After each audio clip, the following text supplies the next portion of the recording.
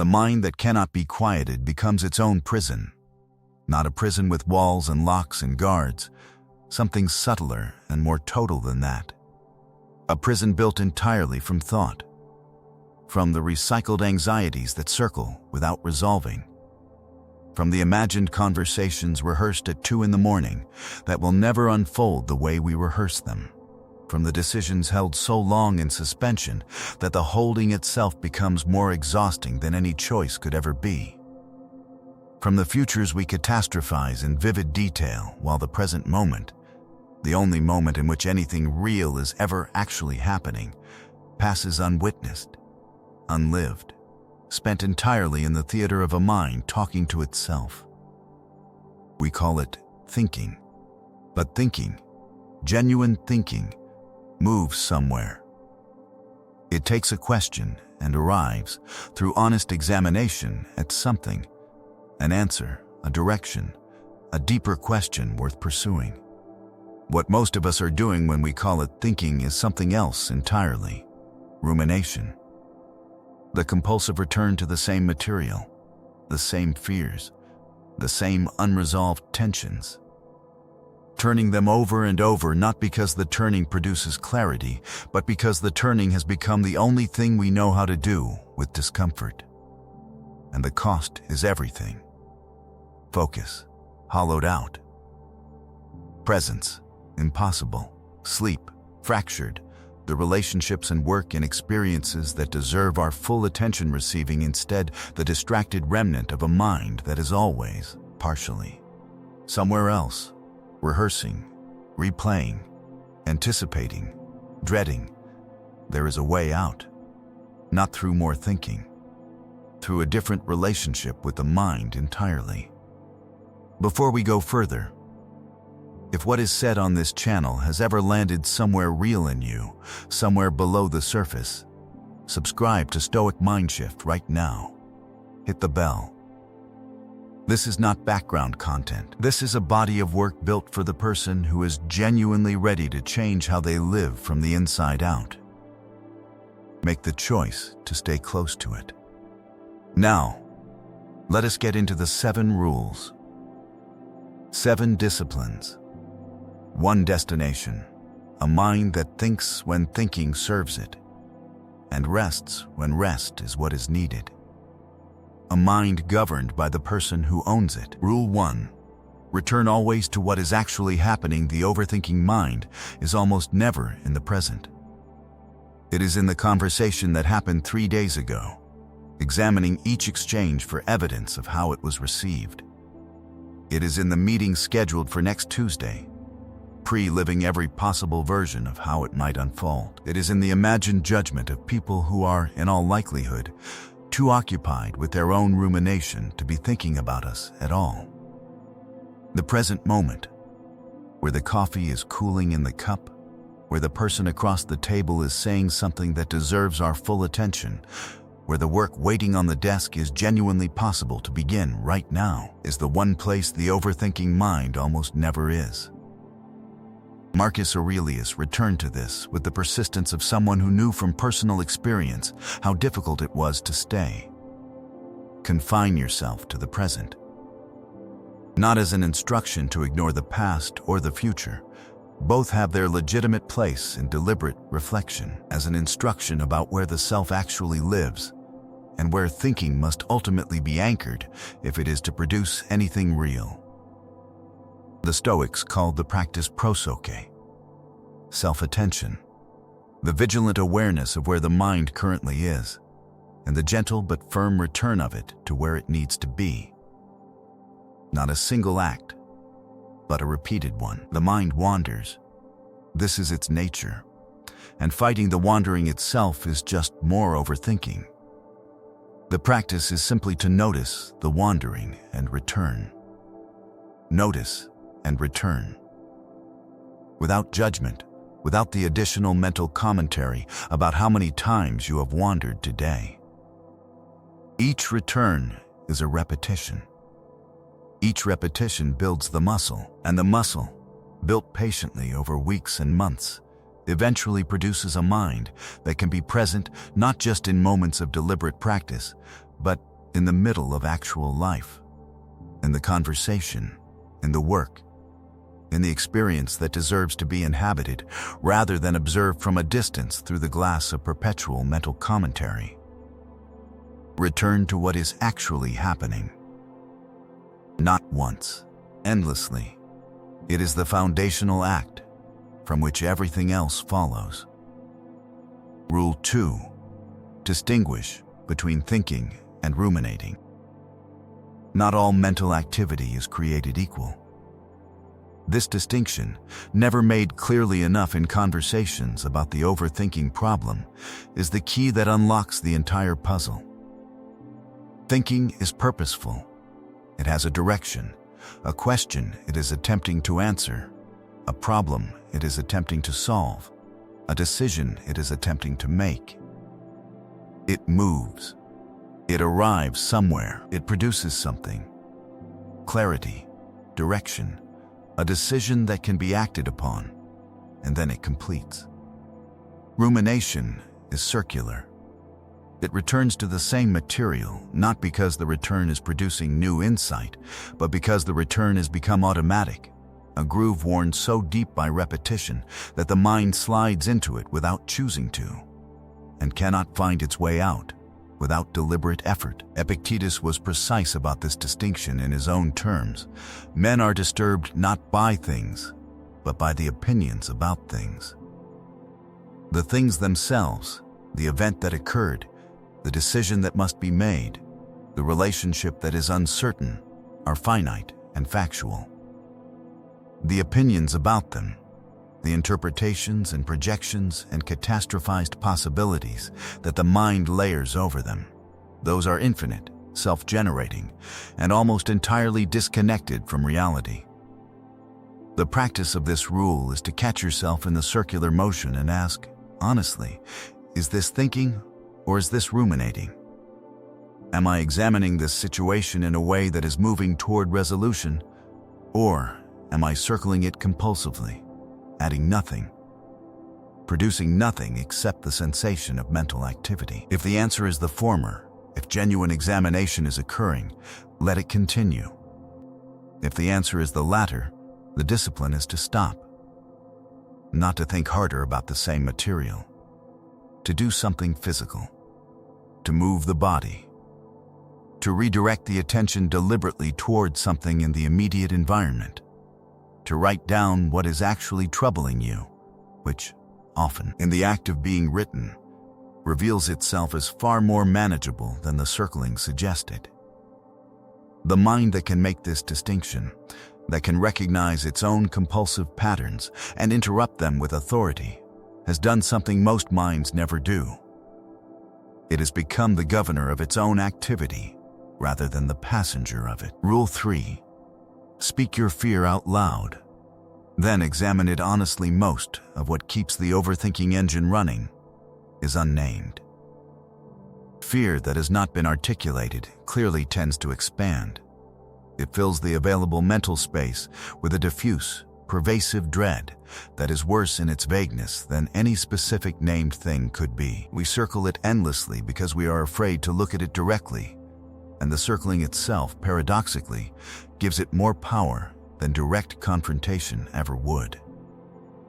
The Stoic practice of premeditatio malorum, the premeditation of evils, was designed precisely for this.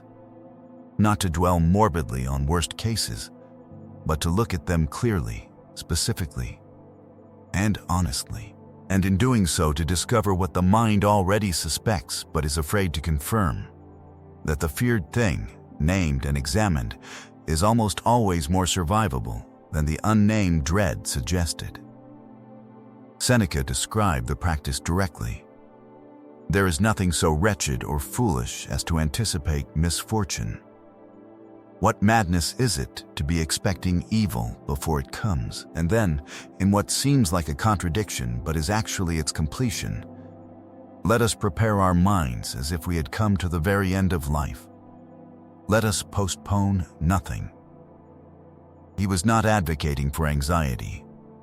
He was advocating for the courage of honest examination. Name the fear. State it plainly. What is the actual worst case? Not the vague cloud of catastrophe that hovers over the rumination, but the specific, factual, worst possible outcome. And then ask, could I survive it? What would that survival require? What can I do right now to prepare, or to reduce the likelihood, or simply to make peace with the possibility? In almost every case, the honest examination reveals one of two things.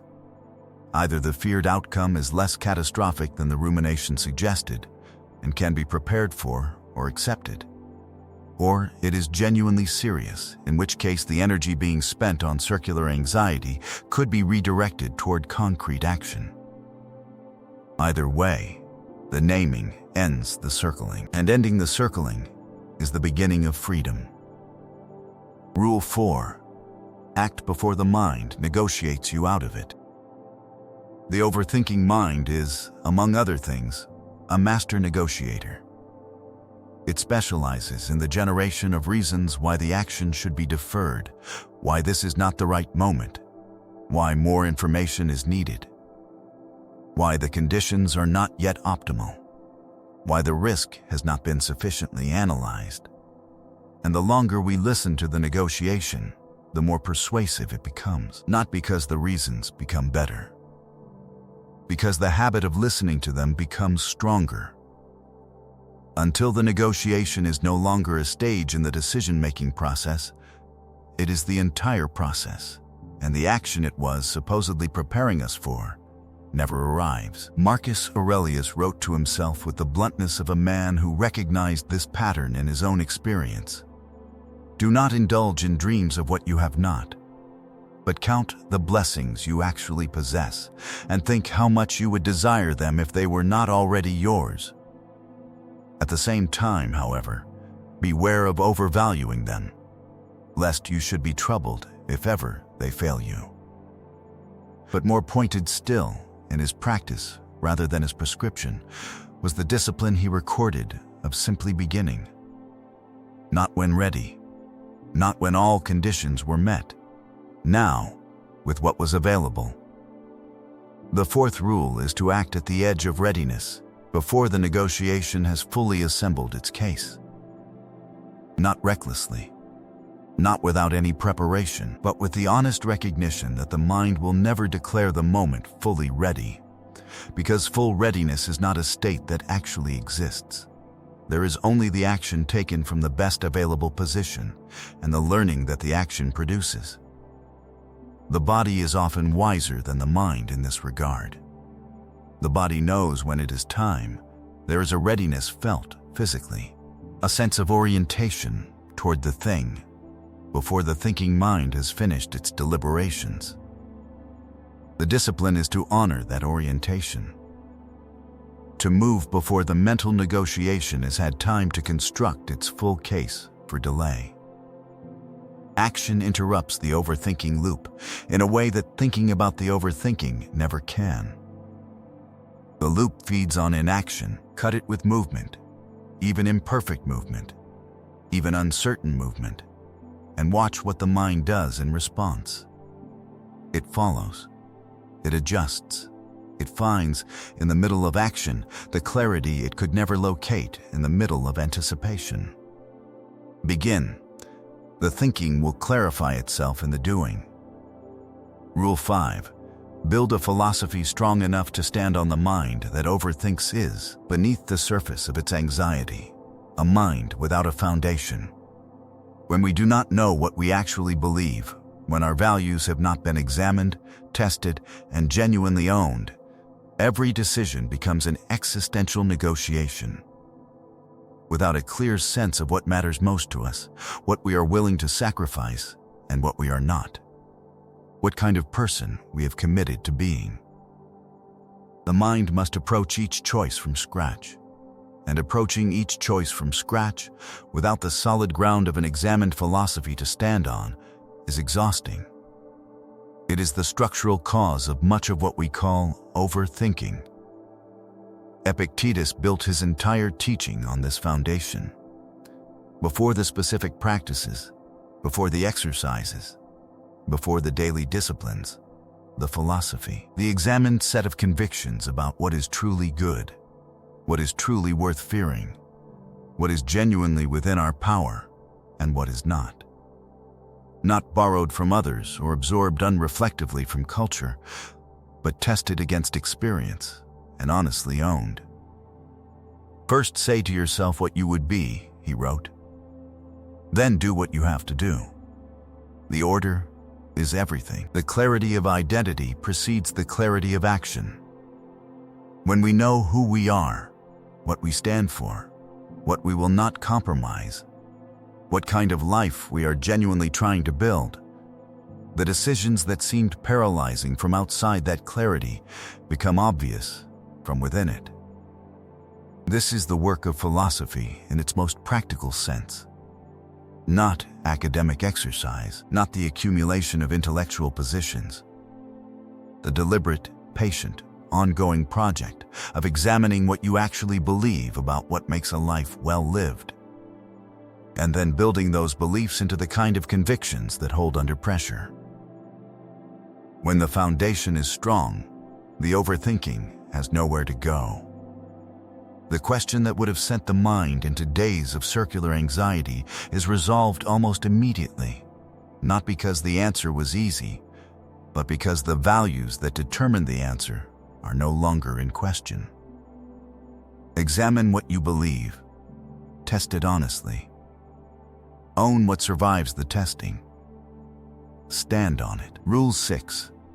Embrace the outcome you cannot control. A significant portion of all overthinking is directed at a single, ultimately futile project, trying to control what cannot be controlled. We rehearse the conversation to ensure it goes the way we need it to go. We plan obsessively for contingencies that may never materialize. We worry about the opinion of people whose opinions are not actually within our jurisdiction.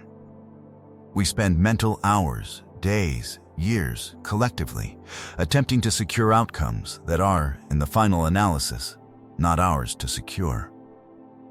And the tragedy is not only the wasted time. It is the anxiety generated by the gap between the control we are seeking and the control that is actually available to us. The mind in this mode is like a hand gripping water. The harder the grip, the faster the loss, and the grip itself becomes the source of exhaustion. Marcus Aurelius returned to the teaching of his own teacher, Epictetus, on this point, and made it personal. You have power over your mind, not outside events. Not as a resignation, as a liberation. The recognition that the outcome is not ours to control is not a defeat. It is a release from the impossible labor of trying. Amor fati, the love of what is, the embrace of fate, was the Stoic practice of not merely tolerating what cannot be changed, but genuinely accepting it as the material of the life we have. Not the life we planned, not the life we would have designed, the life that is actually ours, with its unexpected losses, its redirections, its outcomes that did not match the rehearsal, received not as failure but as the specific unrepeatable terrain we have been given to navigate. The practice is concrete. When the mind begins rehearsing control over an outcome it does not possess, the discipline is to ask, what is actually mine here? What can I genuinely influence through the quality of my own choices and effort? Do that, fully, without reservation, and then release the rest. Not as performance of equanimity, as the honest recognition that the rest was never yours to hold. The overthinking that remains when you have done what you can and genuinely released what you cannot is not protective. It is not productive. It is simply the habit of a mind that has not yet learned the difference between vigilance and rumination. Learn the difference. Do what is yours. Release what is not. Rule 7. Choose, commit, and refuse the second-guessing. We arrive at the final rule, and it is the one that closes the loop on everything that came before it. All of the preceding disciplines, the return to the present, the distinction between thinking and ruminating, the honest examination of fear, the action before negotiation, the philosophical foundation, the release of uncontrollable outcomes, our preparation for this final act, the decision, made and honored. Not revisited obsessively, not second-guessed into paralysis, made with the best available information and the clearest available values, and then committed to. Seneca wrote near the end of his life with the particular lucidity of someone who had navigated both exile and the shadow of execution. Deliberate as long as you ought, but when the time for action has arrived, stop thinking and go in. The deliberation has its proper place, but the proper place has an end. And the failure to recognize that end, to continue deliberating past the point where deliberation serves decision and into the territory where it simply replaces it, is the final trap of the overthinking mind. The committed decision, once made, has a different quality than the undecided one. The undecided mind is split, part of it always looking back at the fork in the road, always calculating whether the other path might have been better, always available to be destabilized by new information or a different perspective. The committed mind is whole. It is chosen, and the choosing has unified the self behind the direction. This does not mean rigidity. Genuine new information that legitimately changes the landscape deserves genuine reconsideration. But the standard for reopening a committed decision must be high, and the test is simple. Is this new information, or is this the familiar anxiety of the uncommitted mind generating reasons to return to the safety of indecision?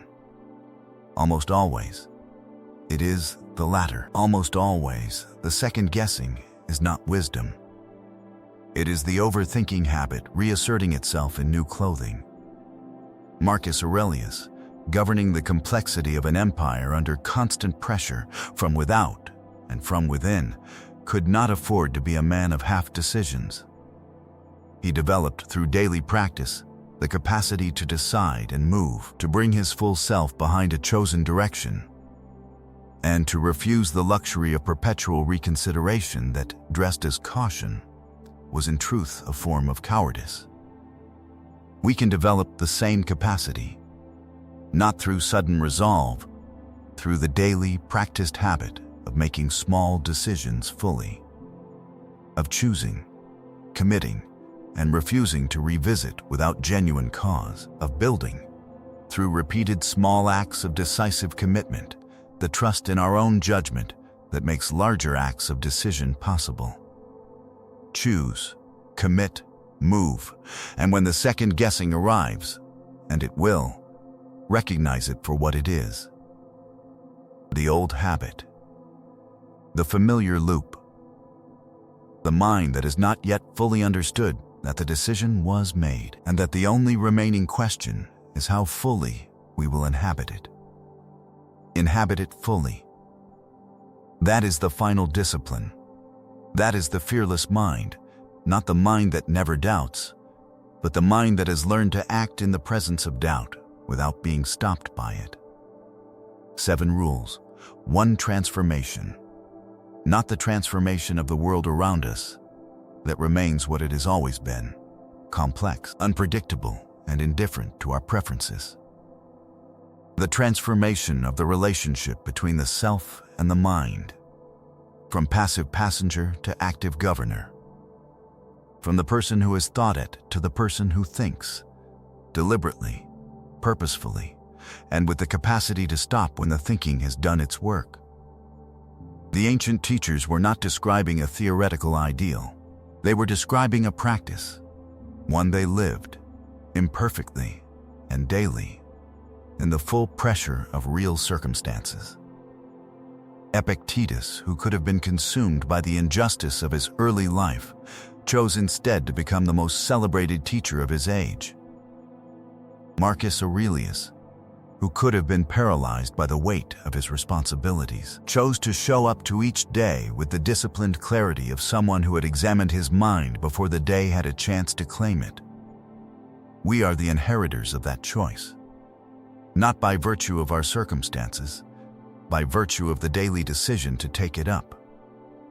The overthinking is not who we are. It is what we have practiced.